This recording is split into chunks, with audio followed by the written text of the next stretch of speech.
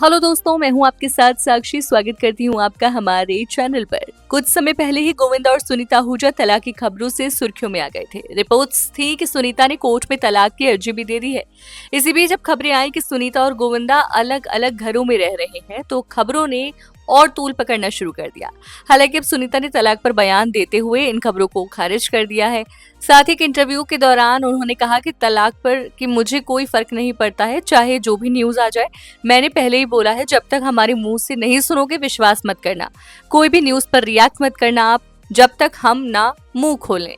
सुनीता आहूजा ने हाल ही में एक रिपोर्ट में, एक इंटरव्यू में बताया कि जहां पर वो बेटे यशवर्धन के साथ रैम वॉक पर थी, उनके रैम पर आते ही फोटोग्राफर्स को गोविंदा की कमी खलने लगी और उन्होंने पूछ लिया कि गोविंदा कहाँ है। इस पर सुनीता ने चुप्पी साध ली और साथ ही एक एक्शन भी किया।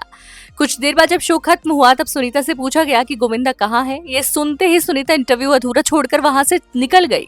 सुनीता आहूजा ने कुछ समय हिंदी रश को एक इंटरव्यू में कहा था कि वो और गोविंदा पिछले 12 सालों से अलग रह रहे हैं। वहीं दूसरे इंटरव्यू में उन्होंने कहा कि वो जन्मदिन अकेले शराब पीकर मनाती हैं। सुनीता को ये बयान वायरल हो गए और तलाक की खबरें लगातार सुर्खियों में आ गई। इस दौरान मीडिया रिपोर्ट्स में यह भी कहा गया कि 61 साल के गोविंदा का 30 साल की मराठी एक्ट्रेस के साथ अफेयर चल रहा है। इस वजह से सुनीता शादी के 38 साल बाद तलाक लेना चाहती हैं। हालांकि बाद में उनके मैनेजर ने खबरों को अफवाह बताया। साथ ही ये भी कहा कि जब गोविंदा ने राजनीति में कदम रखा था, तो उन्होंने घर के पास ही एक घर किराए पर लिया था, क्योंकि पार्टी के लोग अक्सर घर आया जाया करते थे।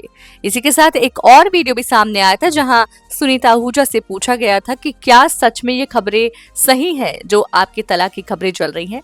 जिसके बाद सुनीता आहूजा ने यहाँ पर साफ तौर पर कहा था, अरे घर में हम लोग, हमारी बेटी, हम शॉर्ट्स वगैरह पहन के घूमते हैं और राजनीति के जब पॉलिटिशियन लोग आते हैं तो अच्छा नहीं लगता है, इसकी वजह से दूसरा घर लिया है।